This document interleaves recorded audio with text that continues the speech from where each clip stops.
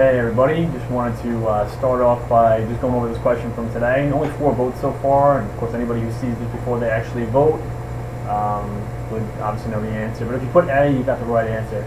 Some people put D though, so I thought we'd just spend a couple minutes on that and why I think people probably put D incorrectly, but maybe they put D.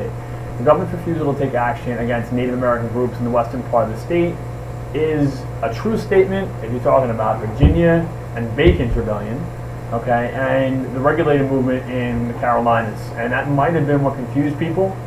Remember, Shays' Rebellion is specifically about the debts that particularly these western farmers in Massachusetts, up in the north, are being forced to pay. And of course, so, A was the answer for this question. So, again, I think that's where the confusion might have been with D, is people thinking or linking it to Bacon's Rebellion or one of the other events like the regulated movement. But again, Shays' Rebellion, Massachusetts, heavy debts, heavy taxes, pay off those debts, particularly hurting western farmers, okay? So let's go over a couple things for tomorrow, okay? So, I know it's the same picture here, but it's about the Whiskey Rebellion, so we're gonna leave that there. Just a couple things we really should point out, and it'll kind of help us to go when we go back to Hamilton, his program, and programs, and proposals, and so on and so forth. But the biggest thing is you're going to see emerge, or is this two-party system. Okay, again, it's an informal thing. It becomes formal, of course. Part of the unwritten Constitution. It's not a part of the formal Constitution. You have Federalists, which embrace a spirit of '89, the creation of the Constitution, a strong central government. Leader there being Hamilton. They're supporters of Hamilton's financial programs, and so on and so forth. Mostly New Englanders, the Mid-Atlantic. They're Anglophiles, which means they are lovers of the British and British customs and traditions and so on and so forth, right? You see that in a lot of what Hamilton does. On the other side, you have the Republicans. That's the spirit of '76. It is lovers of liberty.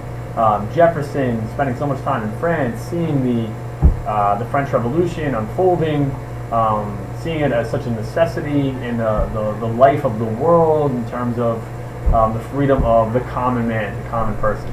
So Jefferson wanted to be identified with the Revolution. And again, that's where the spirit of '76 comes into play. They're mostly Southern planters, backcountry Scots-Irish farmers, and so on and so forth. And again, Francophiles in this case, lovers of the French customs, and of course the French Revolution. So Whiskey Rebellion. In this case, we have another rebellion, not to be confused with the Bacon's Rebellion or the Shays' Rebellion events of our history, but nonetheless important. In fact, very important for right now. So in this case, you again have Western farmers, so again that East-West element coming back into play. We've said that one of Hamilton's proposals, in order to pay off the debts that have now been assumed from all the states into the central government, we talked about how that raises responsibility and raises the credit because of the debt now being established in the central government. Western farmers who dealt in distilling corn or rye and whiskey, the textbook tells us, and it's true, that when you ship whiskey as the liquid product that we're all thinking about, you're able to turn more of a profit because of the weight and so on and so forth that is there and not there with corn and the rye product as it is. So farmers would actually make money off of this. Hamilton's tax, Hamilton's tax makes this product of this profit. This profit non-existent. Is really what I meant to say. Okay, so it's local liberty, and again, Jeffersonian, spirit of '76 versus national order, Hamiltonian. Okay, so the way it plays out, guys, is that you have Hamilton and of course Washington at the head of a 13,000-man army. It's kind of reminiscent of this picture here. In fact, this is the image that we're talking about. And there really is no rebellion. What they find is they go out into the West, and there is nobody there to actually fight. They do round up people, but they're pardoned. The president can do that, of course, can pardon these as part of his responsibilities, his power as president, and it does fade away. But what it reveals is this part here. It reveals this local liberty versus national order. It divides things further. Doesn't put Washington in a good light with Southerners and backcountry Western farmers, and so on and so forth. So it's something that we want to put to the side for a moment because it's going to come up again. That same argument will continue to play out, right? We've seen it, East versus West, right? And also, by the way, it shows that Hamiltonian national order sort of feelings being done for the purposes of the East and the establishment, so on and so forth. And Jeffersonian really speaking up or speaking for the common man, the farmer. That's really the long and short of it. So the rise of political parties, you see the rise, you see the division through certain events during Washington's presidency. Again, I'm thinking of Latoya's question and Washington being so important, and what he does is, the precedents, the traditions he sets, and so on and so forth. The French Revolution is probably one of the biggest part, I'd say, of this whole thing. The French Revolution is spilling over into other parts of Europe. Of course, the French are fighting pretty much everybody else as time goes by here, right? Napoleon's emerging, and so on and so forth. So the French Revolution means a lot to the Republicans first. They see it as a major symbol of liberty. Again, Jefferson specifically making that comment, right? Spirit of 76 still lives in this French Revolution. The Federalists are, in every way they can possibly do it, denying any comparison to the American Revolution. It's nothing like the American Revolution, right? It is not this bloody mess. There's no loss of innocent life, which in the French Revolution we're now seeing, right? With guillotines in the middle of the streets, and streets running red with blood, and so on and so forth. Okay, French Revolution comes up again. So again, you have Federalists and Republicans divided on that issue. Now you have Edmund Genet. If you look at the clip from John Adams I most recently put up, it actually shows you that cabinet meeting that you're reading about in the textbook. I don't know what page it's on. Hold on. Page.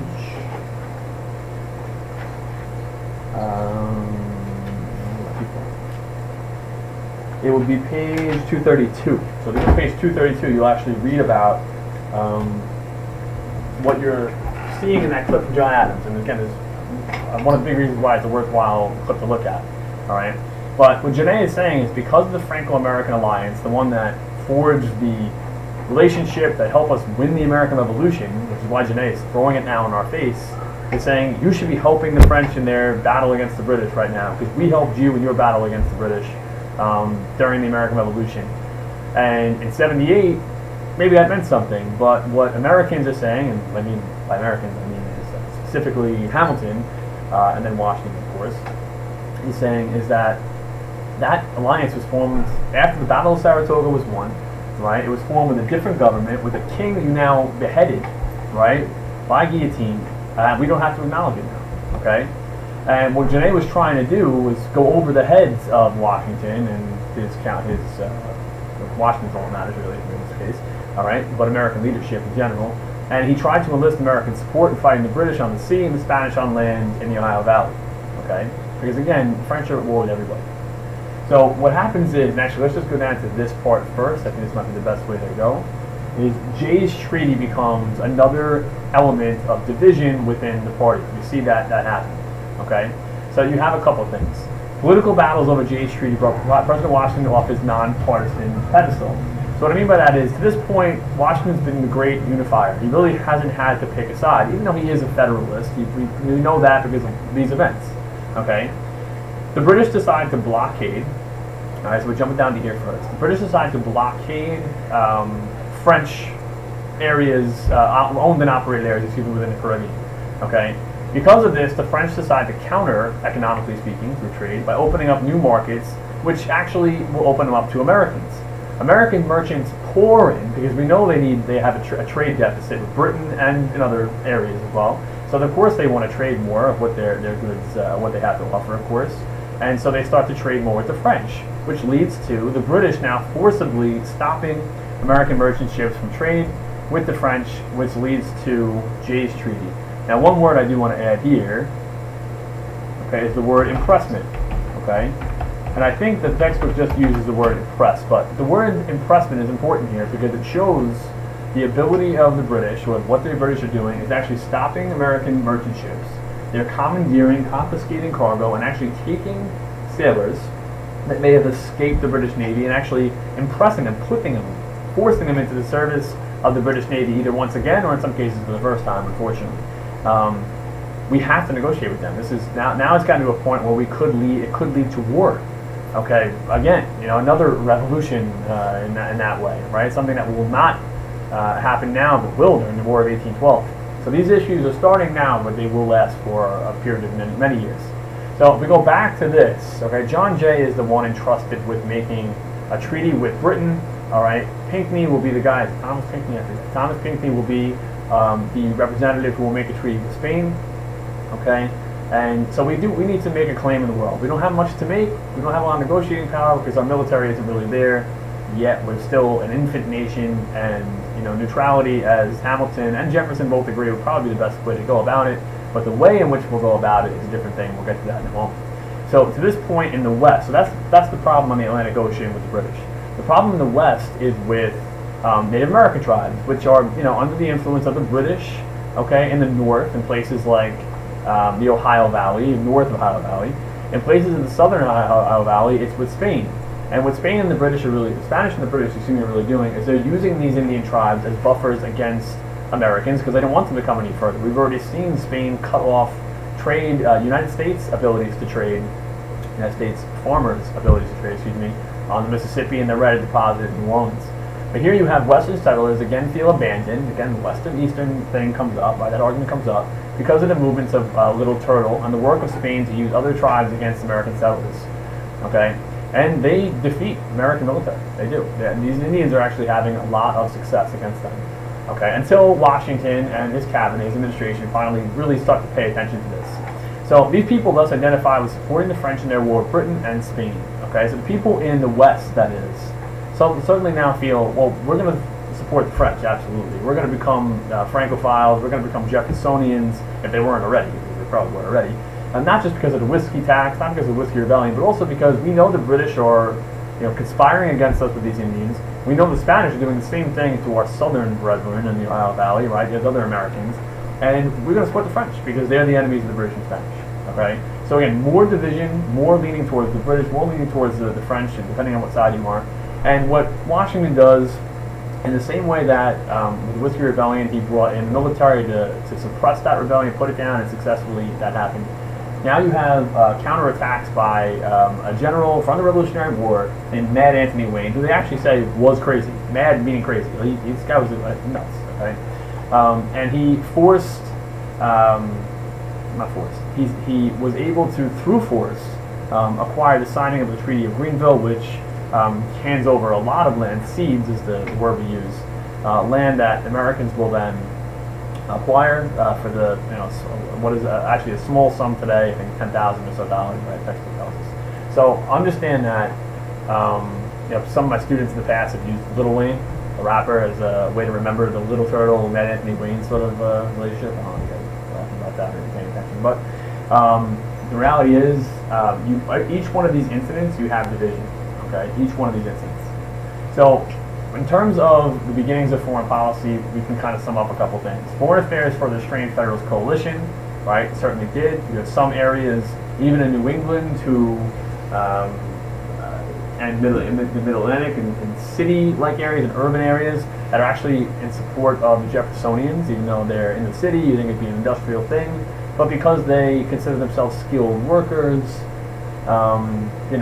in some cases, they're not going to be able to produce everything they need. They do have a similar argument to the farmers in that, they do need to purchase things, and tariffs could hurt them. Whereas before, our argument has been that they will help on manufacturing and things like that. So, both sides advocate neutrality.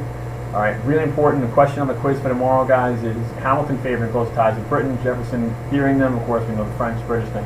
But the fact that Hamilton is telling Washington that he can declare neutrality. Okay, war and neutrality, believe it or not, should go hand in hand. Okay, so if the only branch of our government that can declare war is Congress, then logic would dictate that Congress is the only one that can declare neutrality too. Hamilton's saying, well, Congress is not in session, so it's up to the president as commander-in-chief to declare neutrality.